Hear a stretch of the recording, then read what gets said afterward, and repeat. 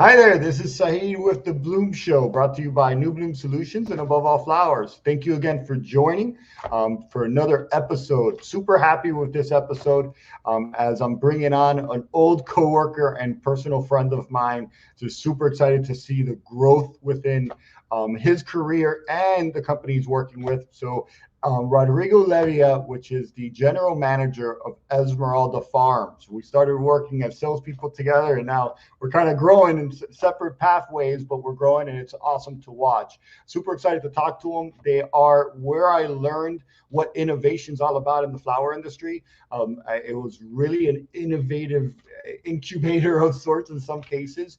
So it's really exciting to bring them on. Please feel free to ask questions. Also, if you like what you're hearing today, please subscribe. Again, ask questions and feel free to interact with us as the intention of this show is to help the floral industry innovate, connect, and bloom through collaboration and innovations and just networking and giving the industry a voice. So right before we go on, I want to personally thank Rodrigo for joining, and I can't wait to bring him on. So help me welcome Rodrigo Leiva. Give me a second, and here we go.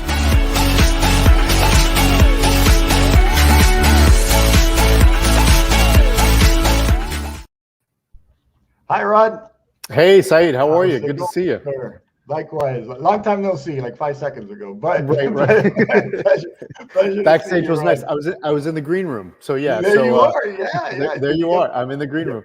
But yeah, you're a fan of yellow M&Ms. So you got your yellow M&Ms? I do not have any M&Ms on. No. The fan of M&Ms maybe when I was 20 something, but now at this point, that's something I can't afford. No. Me too.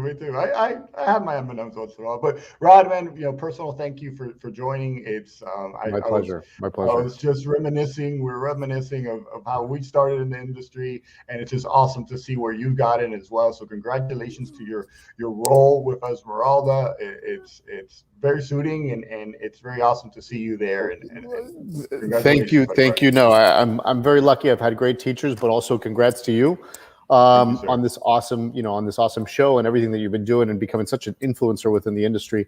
Awesome. Thank you. Awesome. So good for you. I'd like to think I taught you something. Maybe. Hey, we learned together. We were rookies at the same time, practically, right? No, not really. You had more years on me, so you did teach you some things, man. So I appreciate that, and appreciate always working with you guys. So let's get right into it. Sure. Tell us about Rodrigo Leiva. How did you come into the flower industry?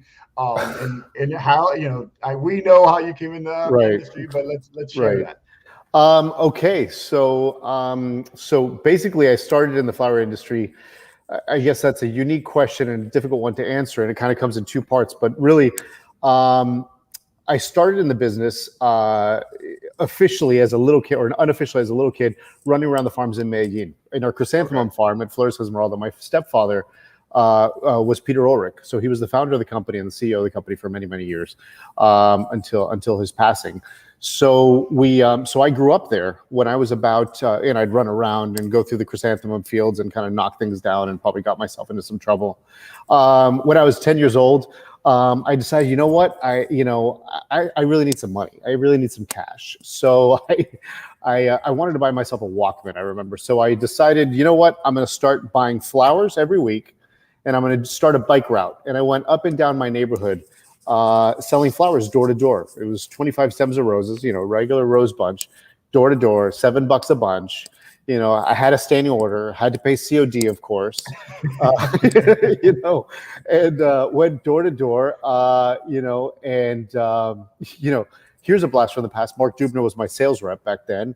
So, so I'd call, I'd have to order my assorted box of roses, and I'd go door to door, and that increased to 2 boxes or whatever. And then when I was in high school and in college, every summer, I'd work the warehouse and pull boxes and do all that stuff. And then, a couple of years after college, I really joined the company as an executive, as an account executive, and was selling wholesale for 8 years, and then transitioned over, kind of internally moved over to the mass market side. So I sold wholesale for 8 years, mass market at that time for 3 years, and decided it was time to get an MBA. And so I left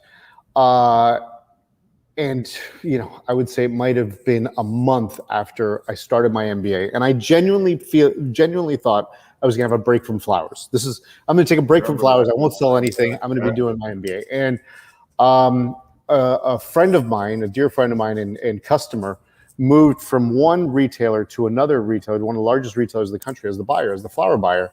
So I called her to congratulate her and to wish her well and tell her that I was so happy for her. And she said, well, what do you, and I told her, I can't wait to see you. And she said, what are you waiting for? Get over here, show me some flowers and sell me something. So, fast forward 10 years, we started a very successful program with that retailer and then did other, worked on successful projects with other retailers. And now here I am, kind of at the helm or leading this incredible company, which is Esmeralda Farms, and really having the opportunity to reconnect with our customers and help continue to grow this company. That's awesome, right? And that you got me with that question. I told you I was going to surprise you with a question, but your bike riding, going to door to door and selling, I didn't remember that. So I was going to bring that up, but you beat me to it. Yeah, that was the good old bike ride. It was Thursdays and Fridays. That's what I would do. So, and you got up to 2 boxes. So I got up to 2 boxes. Big bucks. I mean, what, 2 boxes? They were full boxes back then. So, I was moving some units, but it was a lot of fun. And of course, the other question is, did you buy the Walkman? No, I didn't. I ended up didn't buy the Walkman? No, I ended up keeping the money, and that's it. I probably bought my. Worth some money. It would be worth some money now because it's a vintage. Yeah, right. Yeah, if you could find a cassette, but sure. Yeah.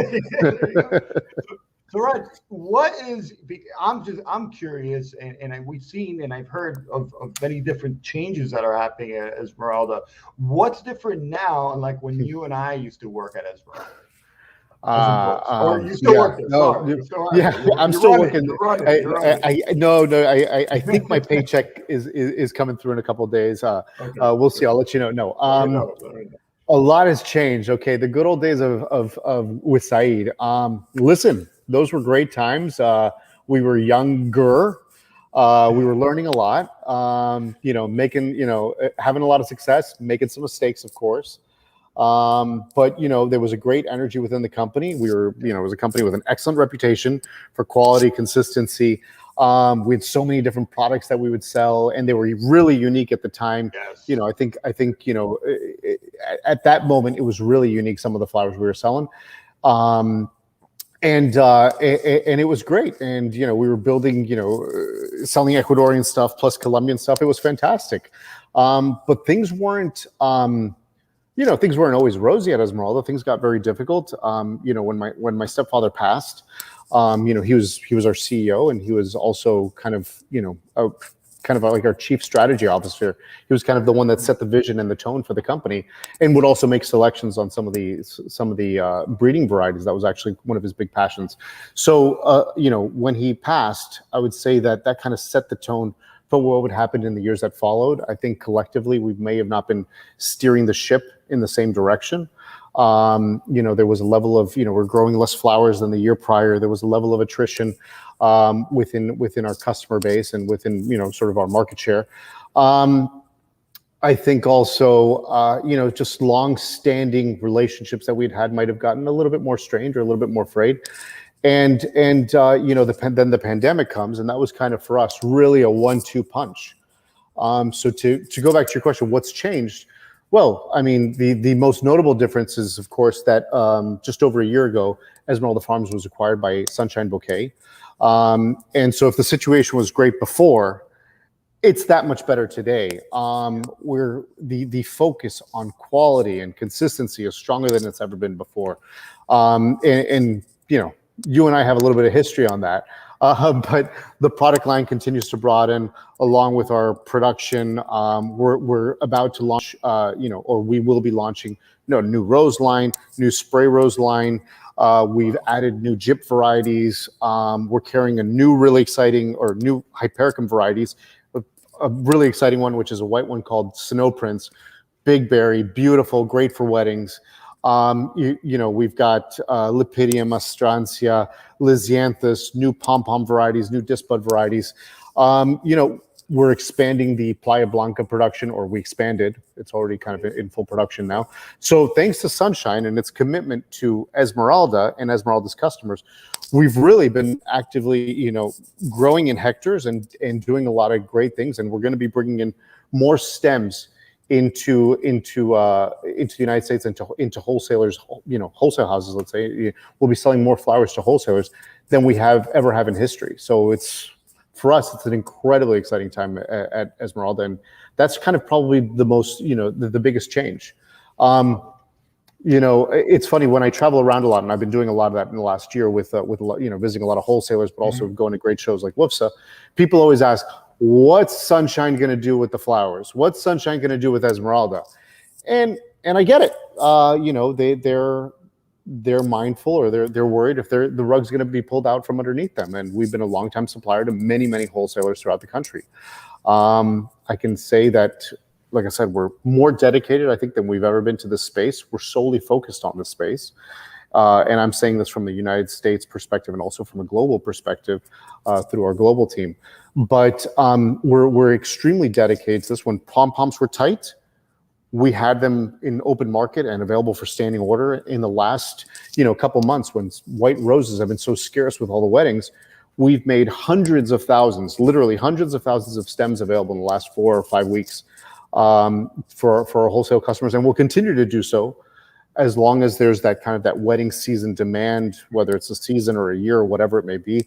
On the international scale, we've more than doubled our gyp sales to Europe and Asia. So, it's really all hands on deck, and we've been doing a lot of great things. And those are just, 3 examples. Yeah, that's great examples too, and I've also heard that from others of the support that you're still giving into the wholesalers. A mutual friend, Mike Black, gave you a shout out the other day, saying it's amazing things that young man is doing. I'm not a young man, but compared to others, we are. I like to think. All right, not a young man, but Michael Black's a great supporter of our brand. You see his our Million Daisy, which is our new small bloom gyp. He's done a video on that. He's done videos on our Lysianthus and a bunch of other products, and he does things like that all the time. He's outstanding. He's a great supporter of our product, and we're thrilled. And he's a great friend. And here he goes. Mike Black says, "Rod's on a mission." That's right. Sorry, it popped up on my screen. Didn't mean to spoil fun, but Mike Black's a great man. Everyone at Jet Fresh, they're great supporters of our product, and love to work with him. He's a pleasure to work with. He certainly is. He has passion like no other, so it's amazing. Like none other. None other. So you kind of covered the question I was going to ask next, but Esmeralda is known as the innovator. Jade Trachelium, Mardi Gras Aster. I believe that Peter Ork was the first one that got passed that allowed Hypericum to come into the country. Urban legend, or that's to come. Yeah, that's true. Yeah, to come direct from South America. Before because of Mediterranean fruit fly, you couldn't bring in Hypericum directly from Ecuador to Miami. That wasn't allowed. It was illegal. What you could do was ship Hypericum from Ecuador to Holland, and then hop on a plane immediately to the United States. No problem. That was fine. So he figured that out. He lobbied very strongly with Congress to help get that amended, and obviously kind of point out the illogical sort of thing that was going on there. And so that's why we're able to ship, or that's one of the reasons we're able to ship Hypericum directly from South America to the United States.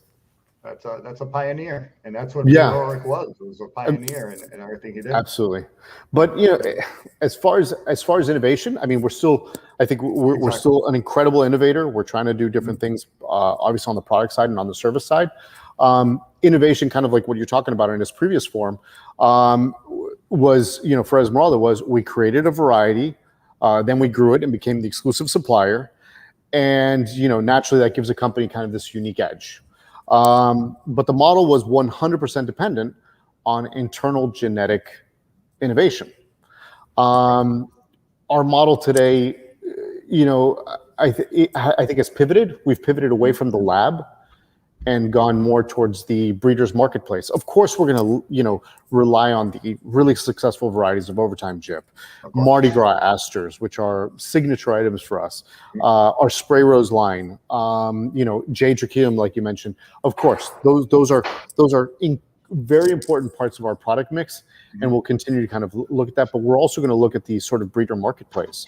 Part of innovation is also providing the best flowers for our customers, whether they're internally, created or not. I think it's about delivering the right product and the right product mix to our customers. So I think for us, innovation, and we'll innovate on the service level side, but I think for us, innovation has pivoted from strictly the laboratory to the marketplace as well.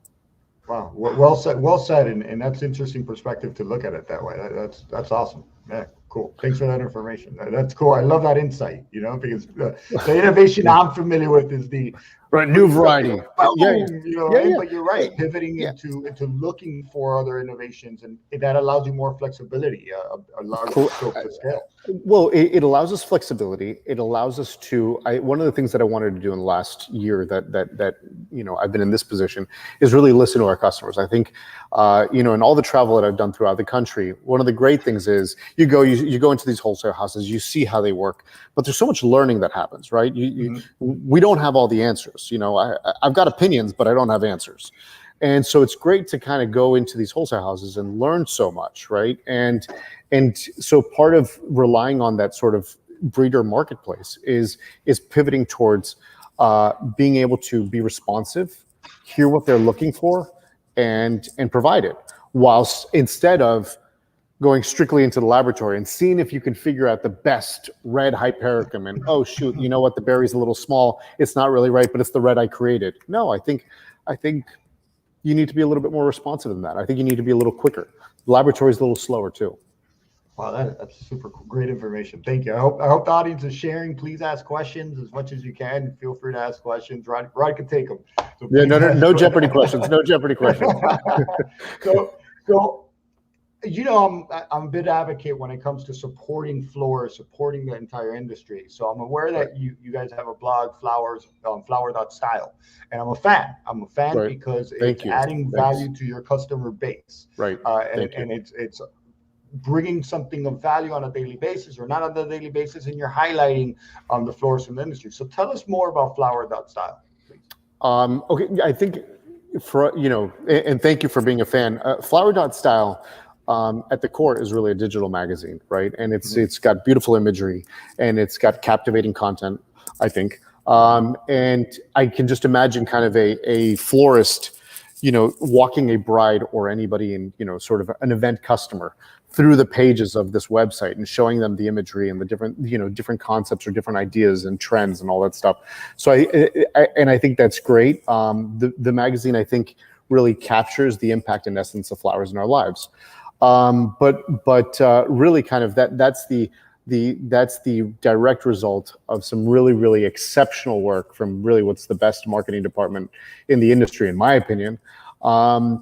And it's headed by Talmadge McLaurin and Natalia Retegui, which are like two conjoined twins of genius. They're amazing at what they do. They're so hardworking. And for anyone that doesn't know Talmadge by name, he's a fantastic floral designer, and he's got many publications under his name, but he also, he was the former publisher for Florist Review. So he's got a lot of experience in that space, and digital content or digital magazines for him is just something that comes so naturally.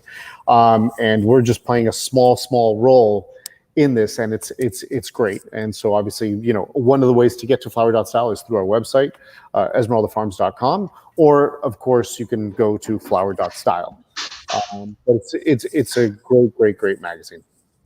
And so what do you think is the importance of companies like yours offering these type of blogs or these type of resources and communication to your customer base? I think for us, show it here while we're at it. Oh, there we are. All right, there you go. There we are. Beautiful. No, and it's got all these different articles, and like I said, the imagery is beautiful. Why do I think it's important? I think, look, it's so important to connect, it's so important to connect with customers in as many different varieties or variety of channels as possible. As a flower grower and a distributor, we strive to provide the best quality flowers, the most consistent flowers with, innovative varieties and top level customer service. That's kind of part of our core functions here. But we also want to be a leader from a supportive perspective, and providing, in this particular case, information for our customers and end users. But it's not about our flowers, and that's something that's very important about this magazine. We really try to maintain it as agnostic as possible, and I think we do an extremely good job at that. But it's really not about telling our flower story. It's about telling a flower story. It's not about giving our information, or talking about our information. It's about floral information. So I think it's really trying to keep it to the core of our industry, be a relevant tool for people, and it's not really kind of an Esmeralda soapbox, if you will. And I think it's adding value, and that's the word that I for always sure. say. Is For adding sure. value to your client base. Yeah, for sure. I think ultimately, customers are very knowledgeable, and they're more knowledgeable today than they've ever been before. They have more devices, and they're more connected than they've ever been before. And I think to a certain extent, expectations become very elastic. And don't think just because you're in the flower business, whatever American Airlines is doing, or Apple Computer is doing, or Coca-Cola, or whomever is doing, has nothing to do with me. That's not my shtick. I think you need to pay attention to what they're doing, and the fact that American Express processes a credit card transactions, but also has lounges at airports for depending on your membership or whatever, or also has magazines and so on. Well, they're connecting with the customer and providing part of kind of that lifestyle approach. And I think that's important. Expectations are elastic, and we need to be mindful of that and do things that aren't necessarily strictly known in the floral space. 100%. Preach. I believe it. I genuinely believe it. I think that's the truth. I as well, and I'm glad that you see it as well. That's awesome, and that's the way the industry will continue to change and evolve and grow. So we have a question here. Thank you, Scott, for asking a question. Scott Roche, what are your plans with breeding and varieties? Any chance to collaborate to take them to growers in other markets? So I guess that we kind of answered that.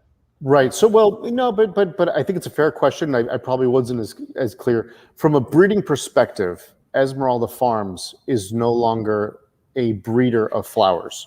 So we now we certainly acquire genetic material or flowers from Esmeralda Breeding and Biotechnology, which is now called Technovive. So we still acquire some plants from them. Obviously, we still carry some of those great varieties, but we also look at the marketplace. So we specifically aren't breeding flowers anymore the way we used to. We're still incredibly tied to it and want to leverage that. The laboratories that are there on our properties, we certainly want to leverage that. It also helps us go quick to market. Recently, we started ramping up a new farm that we acquired, and absolutely, it's being able to not only create flowers, but also create the product, the actual stems that you need to then, the plants that you need to then put in the ground. So that helps us to be very, very quick. And certainly in a year like now, where expansion has been, time is everything right now, and you certainly want to expand crop and certainly meet the demands of the marketplace, but also meet the demands of our parent company as well. You need to work so quickly. The Sunshine Bouquet being a very large supplier to supermarkets, and we all know what's happened in that space. It's obviously been a very, very busy space with sales increases that are pretty dramatic. We need to be very responsive, and obviously Esmeralda Farms is by no means a side shoot of this. We're absolutely, in the middle of that as well, and we need to leverage those things as well. That's great. Thanks for answering that, Rod, and thank you for asking that question, Scott. Truly appreciate it. Thank you. So Rod, where do you see yourself? It's like an interview, right? Did you bring your resume? Where do you see yourself and Esmeralda in the next 10 years? What's that growth? What's the big vision, I guess? I'll start with the easy one, which is, it's been a real privilege to be working with the team we have. Everybody's been working so hard. It's such a hardworking group of people that are committed to excellence, and it's really an amazing culture. It's it's so awesome to watch. And I'm saying this when I say that Esmeralda, I'm really talking about kind of us as a global company. It's not just what happens in Miami, but it's also what absolutely happens at the farm level or with our global sales team. The expansion of production, like I was just talking about, how quickly we got there and what we've been doing on that, but also with a stringent commitment to quality. The improvements that we've made in the post-harvest process and the expansions that we've done post-harvest, or upgrades, I would say, in the post-harvest process, the work that's been done in the supply chain and operations, the accounting department, and like I said, our sales teams. It's truly been all hands on deck for the last year. And with that being said, I see Esmeralda continuing to build strong partnerships with our customers, continuing to deliver some of the freshest and best flowers in the industry, and be a preferred high-quality one-stop shop to our North American and global markets customers. How do we get there? That means sticking to our core. That means focusing on the right product mix, fill the gaps where we traditionally had some, carrying some staple items, I think. For us, as they say, the secret's in the pudding. And I think for us, product mix is definitely a big key there. I'm not saying it's a solution for every company, but I think it's the right direction for us. We have a lot of land in Colombia, as well as obviously we're the largest operator in Ecuador. And we have the benefit of many microclimates, different farms that we have in different areas. We need to provide an awesome product mix that is really broad and of the highest quality.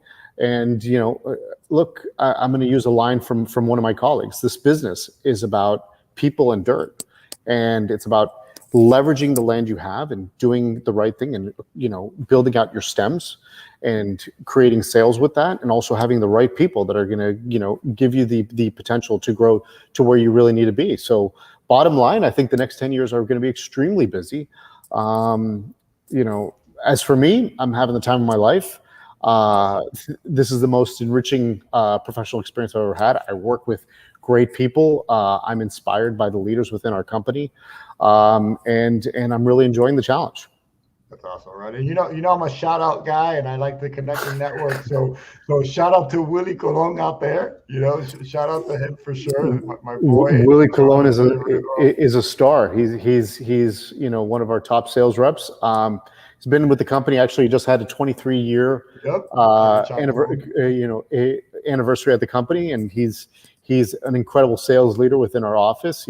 But a shout out to the entire team, to everyone at the farm, everyone here in Miami, all the leaders within our company, but also our loyal customers. Where would we be without them? So I guess that's a broad shout out. I'm not picking out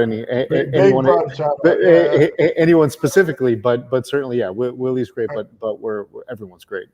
So I have Scott is kind of giving a network shout out. Thanks for your answer. Breeding is core activity at Ball. I can reach out to Technowave team to see if there's a collaboration opportunity. I imagine Scott works with Ball, so Ball Seeds. Correct. So correct. Interesting. Yeah, and Ball is a great partner. Certainly for us, like I said, on the Esmeralda side, we've pivoted from the lab to really the breeder marketplace, and we've had extensive conversations with the Ball team, with Joaquin, and no, we will absolutely continue to look at all the breeders out there and really try to really elevate and continue to elevate our product line. So yeah, he could certainly reach out to them, but. We're very engaged with Ball, and Ball's doing a great job. Great job. And then we have David Kaplan saying a shout out to his friends, Howard and Barry. And then we also have Mike saying Rod's passion is infectious. Yours too, Mike. And in the middle of a pandemic, I don't want to use the word infectious, but yeah, sure, why not? No, I'm kidding. No. I mean, talk about infectious passion. I mean, I've known Michael Black for a long time. He's a leader within the industry. He's got a great vision. The guy's got really an attuned eye. Knows knows a winner when he sees one, and he's got a great team, and they do a great job. So no, and thank you to David Kaplan for those shout outs. Howard is great. Awesome team. Barry's great as well. We're really lucky to have the team we have, and we've grown that team in the last year as well. So that's also been a really important thing. Look, what are we going to do for the next 10 years? We need to continue to grow our team. And like I said, if this business is people and dirt, well, people are a critical part of that, and that's a hugely important asset that we need to leverage. We need to find top talent. And continue and grow talent also internally. I mean, there's got to be opportunities here, and I think what we've done in the last year by certainly adding quite a few spots has been very important for us, and it is showing its fruits already. So that's great.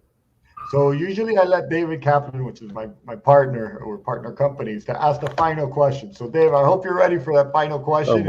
Oh boy. Don't make it a zinger. And then what else we got? Rod, how can people either get in touch with you or reach out to the website? So this is the website here, correct? Sure. So cool. Esmeraldafarms.com is our website. I'm available 24/7, much to the chagrin of my wife, but yes, I'm available. And and please reach out to us. Obviously on our website, on esmeraldafarms.com, you can get connected to, obviously our contact information is there. You could actually also set up an appointment on our website to speak to a sales rep. You can just set up a virtual appointment right there. It's very easy to do, but if not, yes, you can set up. Innovation, man. That's a big deal. Go for it. Go there. Yeah. So you go there and punch in, and you can, also if you're on the retail end, one of the things that we have is you can also kind of punch in your zip code. There's a part where you can punch in your zip code and find out who are some of our wholesale partners within your area. And, it's obviously condensed to about to a limit of 10. So in certain markets where, let's say like a Boston or New York or whatever, where we have a strong concentration, don't feel offended if you're not in the top 10. You might not be the closest to that specific retailer. If you're a wholesaler and you didn't show up, don't worry, just change the zip code. You may pop up at some point, but that's on there. But you could certainly request an appointment on our website, and that goes for the U.S. Or let's say North American division, but absolutely also the global team, and that global team is doing an awesome job. So awesome. They're great to connect with. They're based in Ecuador, while the rest of our sales team is based here in the U.S. Gotcha. And then so David Kaplan is asking, how long do you see this great market continuing? Let me touch my crystal ball.